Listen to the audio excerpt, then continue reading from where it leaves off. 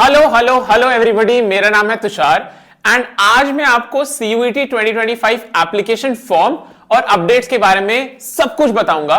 सो जुड़े रहना, एंड तक वीडियो देखना, बिकॉज यार एक एक छोटी से छोटी बड़ी से बड़ी डिटेल ना बहुत इंपॉर्टेंट है। सो इस साल एनटीए ने क्या करा है, उसने बोला यार बच्चों की जिंदगी हम और तबाह करेंगे और उन्होंने बहुत सारे चेंजेस कर दिए हैं। सो इस वीडियो में चेंज क्या हुआ है, फॉर्म कब एक्सपेक्टेड है और क्या क्या होगा उस फॉर्म में, वो बहुत जरूरी है, वो मैं बताऊंगा। अब एनटीए क्या बोल रहा है इस बार, एनटीए ने एक नोटिफिकेशन निकाला है, सीयूईटी यूजी में क्या चेंज होंगे, सीयूईटी पीजी में क्या चेंज होंगे। हमें पीजी से कोई लेना देना नहीं है, हम यूजी के चेंजेस पे आते हैं। और एप्लीकेशन फॉर्म कैसे इफेक्ट होगा वो वाले पॉइंट्स मैं पहले कवर करूंगा, बाद में वो पॉइंट्स कवर करूंगा जो जनरल अपडेट्स हैं। सो ये आप देख रहे होंगे यूजी पे बहुत सारे चेंजेस इन्होंने लिखे हैं, 1 से लेकर 12 तक चेंजेस इन्होंने मेंशन करे हैं। सबसे इंपॉर्टेंट चेंज जो आपका होने वाला है इस साल वो है पॉइंट नंबर 2। अब पॉइंट नंबर 2 बोलता क्या है, the candidates will be allowed to appear up to a maximum of 5 subjects. अगर आपको याद होगा लास्ट ईयर तक up to maximum of 6 subject लिए जाते थे, बट इस साल 6 सब्जेक्ट कर दिए गए हैं, 5 सब्जेक्ट। अब दिक्कत यह होगी कि आपको चूज करना पड़ेगा क्या आप जीटी लो या फिर आप एक डोमेन सब्जेक्ट लो। पहले बच्चा 5 सब्जेक्ट जो स्कूल में पढ़ता था वो लेता था, 6ठा सब्जेक्ट जीटी लेता था, बट इस साल आपको वो कॉल लेना पड़ेगा। अब अगर मैं स्टूडेंट हूं, मुझे चूज करना है कि मैं क्या सब्जेक्ट लूं क्या नहीं लूं, तो मैं कैसे करूंगा। मुझे ये देखना है यार, मुझे इस यूनिवर्सिटी में जाना है, इस यूनिवर्सिटी में जाने के लिए मुझे ये कोर्स करना है और इस कोर्स में मुझसे ये रिक्वायरमेंट मांगी गई है। अकॉर्डिंगली यूनिवर्सिटी देखते हुए, मेरा कोर्स देखते हुए जो रिक्वायरमेंट है ना, मुझे वो वाले सब्जेक्ट चूज करने हैं। और ये भी साफ साफ बोल देता हूं कि प्लीज मत समझना कि तुम तो राजा हो, तुम्हारे लिए यूनिवर्सिटी ने रेड कार्पेट बिछाया हुआ है, तुम एक कोर्स में अप्लाई करोगे और यूनिवर्सिटी तुम्हें एडमिशन दे देगी। ऐसा नहीं होगा। तुम जब फॉर्म भरोगे कम से कम 15 से 20 तुम्हें प्रेफरेंस डालनी है, तो इसलिए जो तुम चॉइसेस लोगे सब्जेक्ट की वो सारे 15 से 20 में एप्लीकेबल होनी चाहिए। ऐसा नहीं होना चाहिए तुम में से 15 में से 1 या 2 जो कोर्स है वो तुमसे कोई सब्जेक्ट मांग रहा है जो तुम्हारे पास सीयूटी में है ही नहीं। तो ये आपको बहुत ध्यान से देखना पड़ेगा कि 15 से 20 जो तुम चॉइसेस भरोगे उसमें क्या सब्जेक्ट है, क्या उसका क्राइटेरिया है, क्या कोर्स है, क्या यूनिवर्सिटी है।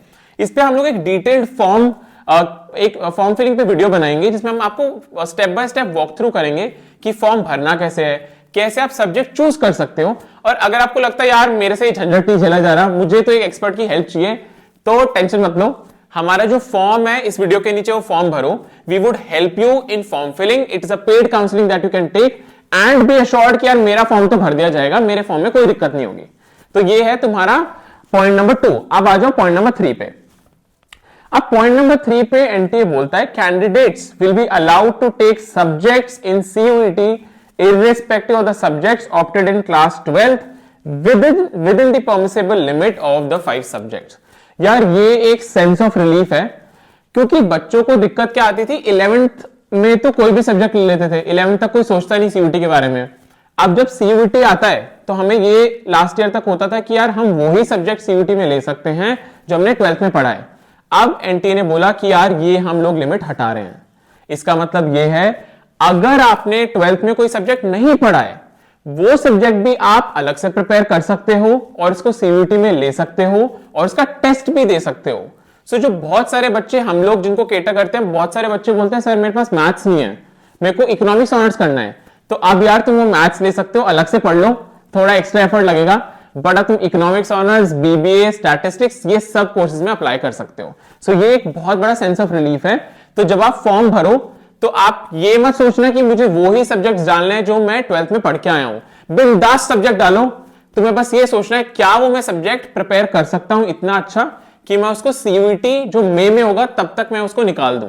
अगर वो नहीं निकाल पाओगे तो भैया मत करो, अगर तुम निकाल पाओगे तो please prepare it separately and fill it in your CUET form. ये हो गया पॉइंट नंबर 3। अब आ जाओ पॉइंट नंबर 7 पे। जो सीयूईटी होता है ना, वो ऐसा नहीं है कि सिर्फ इंग्लिश या हिंदी में होता है। सीयूईटी का पेपर मल्टीपल लैंग्वेजेस में होता है। तो 7th पॉइंट उसके बारे में बताता है, the medium of examination will be in 13 languages, English, Hindi, Assamese, Bengali, Gujarati, Kannada, Malayalam, Marathi, Oriya, Punjabi, Tamil, Telugu, Urdu as per CUET 2024।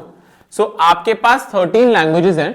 अगर आपको लगता है यार इंग्लिश हिंदी में कंफर्टेबल नहीं हूं इतना, आपकी जो भी रीजनल लैंग्वेज हो, जो भी आपकी मदर टंग हो, आप उसमें भी एग्जाम दे सकते हो। सारे पेपर्स आपके उसी लैंग्वेज में आएंगे।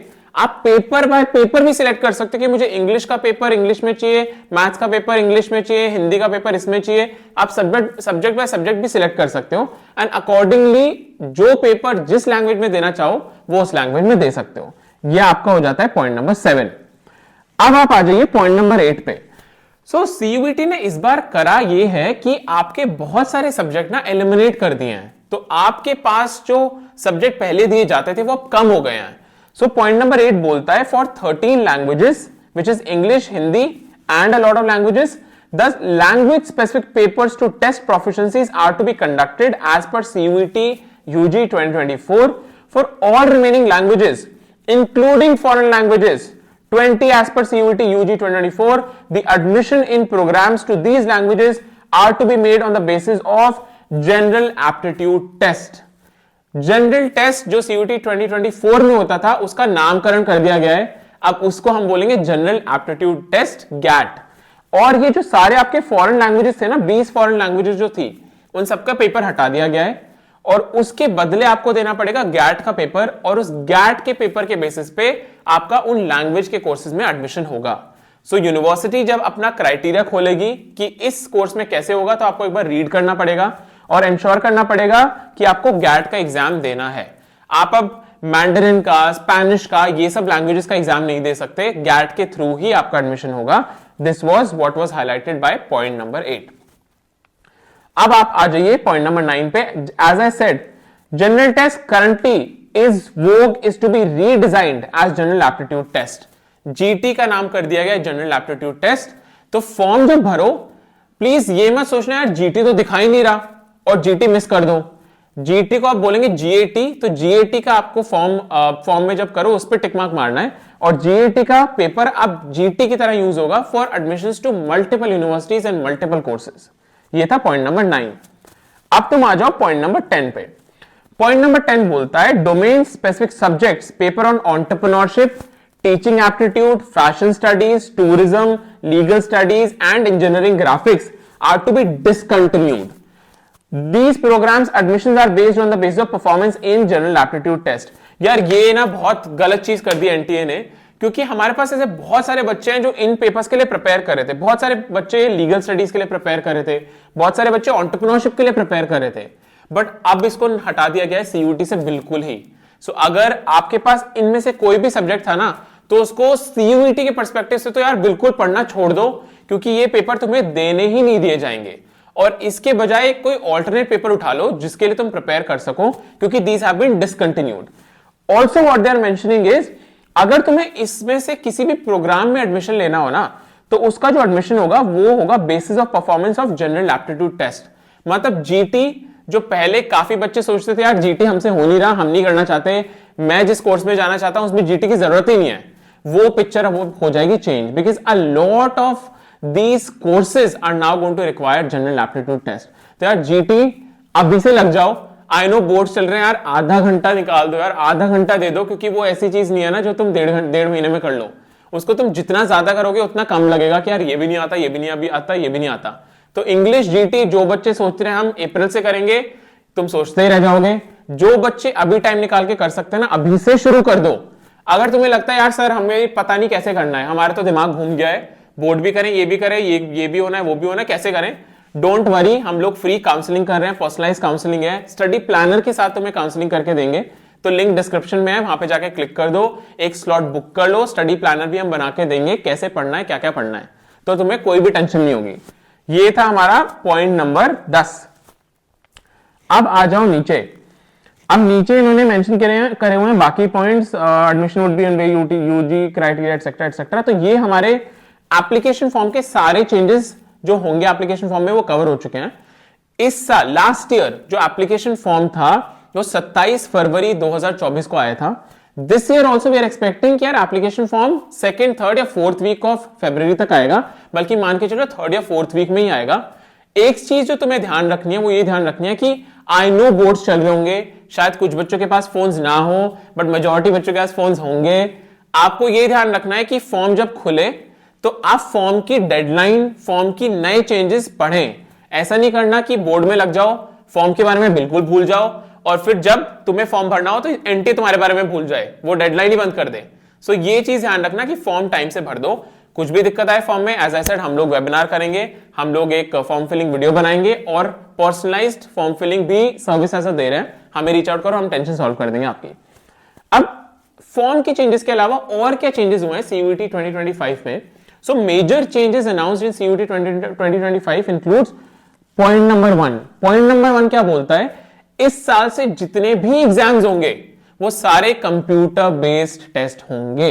लास्ट ईयर तक आपके पास ओएमआर थी, आपके पास कंप्यूटर बेस्ड था, but this year only computer based test is allowed. इसका मतलब ये है आप एक सेंटर पे जाएंगे, एक कंप्यूटर एलोकेट होगा, वहां पे सेंटर पे जाके आपको एग्जाम देना है। अगर आप किसी और फॉर्मेट में प्रिपेयर करो, प्लीज मत करो, कंप्यूटर बेस्ड टेस्ट पे ही प्रिपेयर करो। अब इसका रेपरकशन क्या है यार? एक तो तुम 12 साल 15 साल से सिर्फ पेपर पे एग्जाम दे रहे हो, तो तुम्हें यह सीखना पड़ेगा कि कंप्यूटर पे बैठ के एग्जाम देना कैसे है, कहां पे क्लिक करना है, कहां पे क्लिक नहीं करना। वी हैड अ स्टूडेंट जो पेपर और पेन पे प्रैक्टिस करके गया, एग्जाम सेंटर पे गया, वहां जाके गलत बटन दबा दिया बंदे ने, 2 मिनट में पेपर सबमिट भी कर दिया। सो ऐसी बेवकूफी नहीं करनी है, आपको ढंग से प्रैक्टिस होनी चाहिए, कहां पे क्लिक करना है, कैसे क्लिक करना है, ताकि आप सही तरीके से वो कंप्यूटर बेस्ड टेस्ट कर सको। दूसरी चीज, please start reading from a computer screen. I know तुम इंस्टाग्राम चलाने में नंबर 1 हो, तुम पूरे दिन बैठ के रील स्क्रॉल कर सकते हो, बट यार कंप्यूटर स्क्रीन से पढ़ना ना एक अलग स्किल है। पेपर पे पढ़ने की हमें आदत है, कंप्यूटर स्क्रीन पर आप पढ़ोगे और कॉन्सेंट्रेशन से जब पढ़ोगे ना, आंखों में दर्द होगा, तो आपको प्रैक्टिस करनी पड़ेगी ताकि आप ढंग से प्रिपेयर हो जाओ कंप्यूटर बेस्ड टेस्ट के लिए। This is one of the biggest changes. और क्या हुआ है? 4th point, exam duration will be 1 hour पर सब्जेक्ट पर paper. 1 hour duration will be consistent across all papers. Last year तक कुछ पेपर्स 45 मिनट्स के थे, कुछ पेपर 60 मिनट्स के थे, तो हम बच्चों को ये बोलते यार इसमें 45 मिनट्स डालो, इसमें 60 मिनट डालो। अब एनटीए ने आपका पेपर आसान कर दिया है, सारे पेपर 60 मिनट्स के हैं, मतलब आपको 1 घंटा मिलेगा, आप 1 घंटे में तसल्ली से पेपर करो।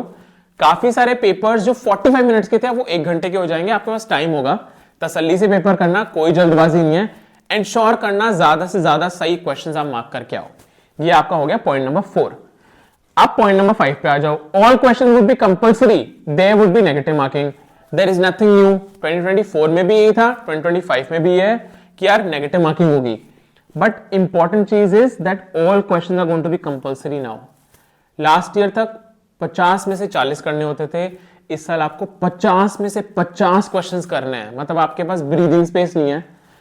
जो बच्चा ज्यादा पढ़ के जाएगा वो 50 के 50 सही करेगा, जो बच्चा नहीं पढ़ के जाएगा उतना वो क्वेश्चन छोड़ के आएगा, क्योंकि अब आपके पास चॉइस तो है नहीं क्वेश्चन छोड़ने की, सारे करने पड़ेंगे। सो ये बहुत बड़ी दिक्कत हो गई है बच्चों के लिए कि यार ऑप्शंस हटा दिए गए हैं, ऑल द ड्यूरेशन बढ़ा है, बट क्योंकि कंपलसरी हो गया तो आपका जो पेपर डिफिकल्टी है, पेपर का जो टाइम है वो भी आपको ज्यादा लगेगा अब। So please practice all areas, कोई भी ऐसा एरिया मत छोड़ना जिसका क्वेश्चन आ सकता है। तो आपके पास अब वो चॉइस नहीं है कि यार ये चैप्टर छोड़ जाते हैं, इसमें से तो क्वेश्चन आएंगे तो हम लोग इसको छोड़ सकते हैं, क्योंकि ये 10 हमारे पास ऑप्शन होंगे, ये आपको ध्यान रखना है। Rest point number 11, this is just talking about हमारे पास क्या डोमेन सब्जेक्ट्स हैं। डोमेन सब्जेक्ट में हमारे पास 23 डोमेन सब्जेक्ट्स हैं which you can choose from, and that is its. Point number 12 बोलता है all guidelines and scores would be on the basis of what NTA proposes. So these are all major changes that have happened in the application form और CUET 2025। इसके बाद form जब खुलेगा हम लोग एक लंबी वीडियो बनाएंगे, बट जुड़े रहिए, जो भी आपको अपडेट्स देंगे will be happy to help. And as I said, please fill the form in the description below for the counseling that we are doing and form filling services that we are offering. Wishing you all the best for CUET 2025.